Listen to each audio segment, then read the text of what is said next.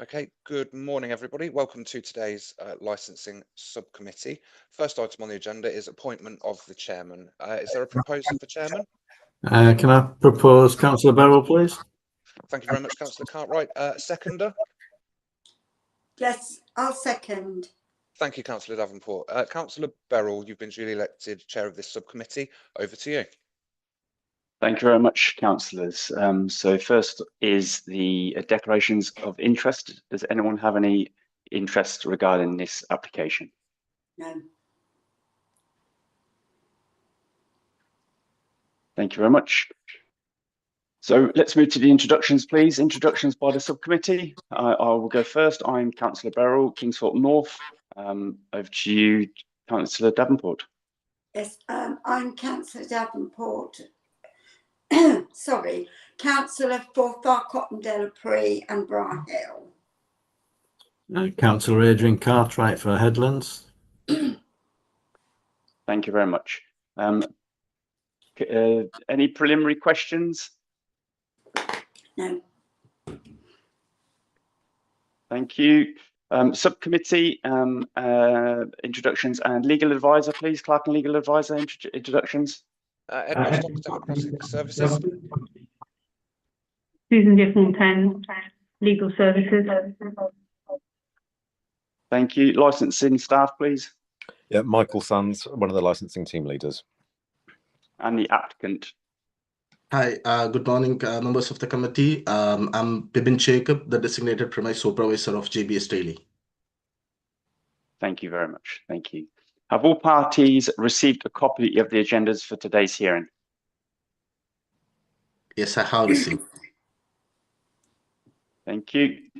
This hearing is in respect of the amendment application for the review of a premises license. I would like to invite the licensing officer to introduce the report, please. Thank you, Chair. So, yes, as explained, the purpose of this report is to consider an application made by Northamptonshire Police for a premises licence review in respect of JBS Daily, which is situated at 11 Bradshaw Street in Northampton. The subcommittee is asked to determine the application for the premises licence review by the police as required by Section 52 of the Licensing Act 2003. The review application was received by the Licensing Department on the 8th of September this year, and it was submitted on the grounds of failure to promote the licensing objectives of crime and disorder. The application relates to an inspection carried out at the premises on the 4th of July this year by West Northamptonshire Council's Trading Standards officers. During the inspection, the quantity of illegal tobacco products were found, which included 334 illegal vapes, 69 packets of 20 cigarettes, and 6 packets of hand-rolling tobacco. The staff member present stated that money taken for the illicit tobacco products and illegal vapes was not put through the till. On the 8th of October this year, the police were performing their duties and attended JBS Daily for an unrelated incident.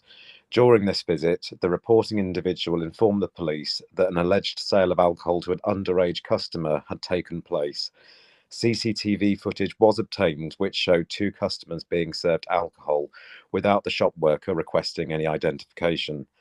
The police officer statements can be seen in Appendix B, and also the CCTV footage will be played during the course of this hearing. The premises licence holder is currently JBS UK Trading Limited, and the designated premises supervisor, known as the DPS, is currently Mr. Jacob Bibin.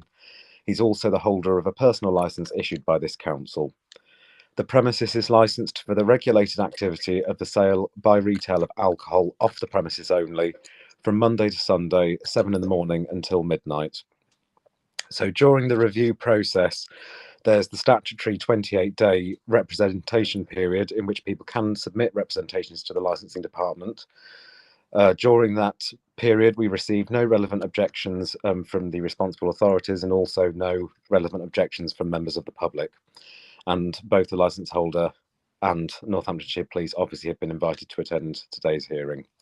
The options open to the committee under the Licensing Act are the following. They can either modify the conditions of the licence, exclude a licensable activity from the licence, remove the DPS, known as the designated premises supervisor, suspend the premises licence for a period not exceeding 3 months, or revoke the licence entirely. Thank you, Chair. Thank you. We're now going to hear the representations from each of the parties. All parties will have the opportunity to make the representations later in the hearing. At the end of each presentation, you will get an opportunity to ask questions. Please keep your questions only on what you have just heard. I would like to invite the applicant to make the representation.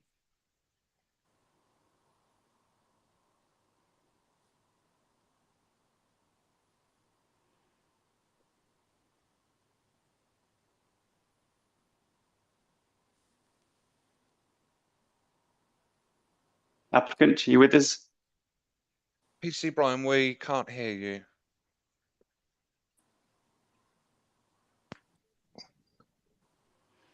Can you hear me now? Yes. Yeah. Yes, we can hear you now, PC Brian. Yeah. Sorry, Thank Chair. you. I was unmuted on the app, so to speak. But anyway, I'm here now. Thank you. Chair, good morning. Councillors, good morning. My name's PC Dave Bryan. I work in the Alcohol Licence Department at Northamptonshire Police, and I'm making the representation on behalf of the Chief Constable today, and he has delegated me his authority to do that. You will notice that the paperwork has been prepared by PC Laren. Unfortunately, she's not with us here today, so I will be presenting basically her review for you, and I shall try and answer any questions that you have of me. As already been mentioned, there was a visit by Trading Standards to this premises, which is in Bradshaw Street and is situated near to the bus station. We work closely with Trading Standards and we go out on joint visits. However, some visits we're not present. However, we have an agreement that should we feel that a review is required, they will support, but we will lead on the review. So, as already stated, that there was a visit done by a Trading Standards officer, Glenda Adams, who's present today. She has supplied statements, and can I just confirm that you have images of the vapes and the tobacco products that were seized? Yeah. Yes, PC, we do. Yeah. Brilliant, thank you. So, all in all, there were, in relation to the tobacco, there was £1,104 worth of cigarettes seized if they were sold at the legal price with duty paid, and a quantity of vapes that were illegal vapes, 334 illegal vapes, total value of £3,015. Under the Licensing Act, it's an offence under Section 144 of the Licensing Act to have smuggled tobacco and alcohol on your premises. It is also supported by the Secretary of State's statutory guidance, Section 182 guidance, whereby it is deemed to be looked on seriously to have the sale and storage of tobacco on the premises. What I would say is, if you could go to your pictures, please.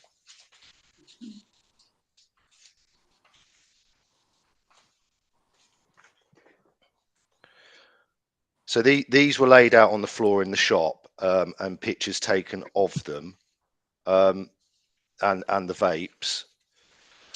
What you will notice is, if you look closely, the cigarette packets are all branded. They're not in plain packaging with UK duty paid fiscal markings on them. So if you wish to sell cigarettes legally in the UK, they're now in plain packaging with fiscal markings, health warnings on them. If they're not in that packaging, they're either counterfeit, or they are cheap whites, or they've been smuggled and no duty paid. But it all comes under the umbrella of illicit tobacco. So, as you can see from the pictures, you'll notice that there's packets of cigarettes that that have been seized, and you will notice at GFA 5 there was a bag behind the counter that contained some products. Sometimes the pictures have to be taken in situ. That's an operational reason. Sometimes we don't have the luxury of laying them out in nice piles, so to speak, and effectively taking a lot more pictures. But as you can see, what we are saying is the tobacco products that were seized were either counterfeit, non-duty paid, or cheap whites. Now, cheap whites were never intended for the British market. So you will have sort of Russian branded cigarettes that are sold in this country that were never intended to be sold in this country. So clearly those products would have been smuggled into the country. In relation to the further evidence that came to light, and what this matter was about was a girl was assaulted or made a complaint of an assault within the shop. And when the officer went to investigate this assault, as part of that investigation, he viewed the CCTV, and the two perpetrators were seen to purchase a bottle of alcohol, which I believe my colleague Leanne Larron has done a statement for you. It's Magnum tonic wine, which the alcohol content is 16.5 alcohol by volume. When the officer was investigating this, he identified the two offenders as both being 17-year-olds due to previous encounters with the individuals. So although I would say that it is not the cut and thrust of the review, we do feel it was a duty to bring that to your attention, that we've identified an underage sale that took place at the premises, in addition to the tobacco products that were seized. Now, when the staff member was spoken to on the 4th of July, he basically was asked various questions, and he was advised that the owner of the premises was a Jacob Bibbin, and he was a relative of Mr. Bibbin. He stated that no money went through the till for any of the sale of the tobacco products or the vapes,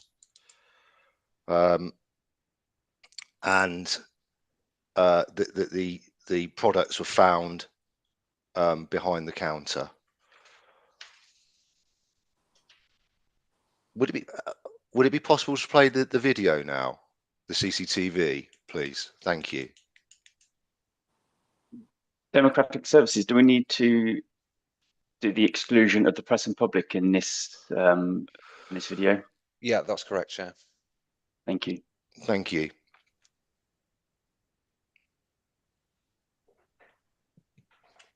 Yes, I am. Bear with me just a few moments and I'll put the live stream on pause. Yeah, Chair, if you could just read out the short paragraph on the front of the agenda excluding the public and press. No problem. Bear with me.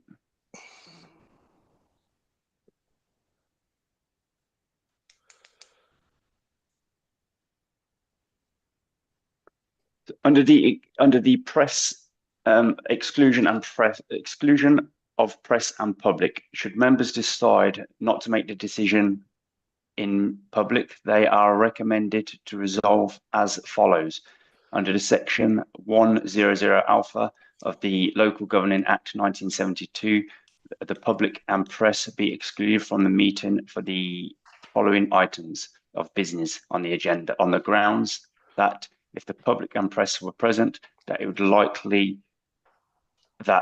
would be likely that exempt information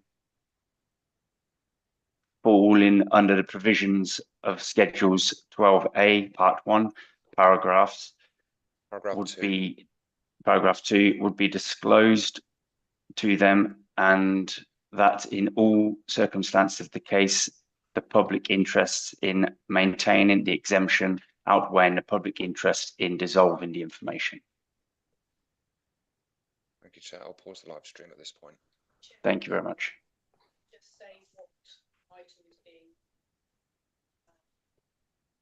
excluded, please, and then we will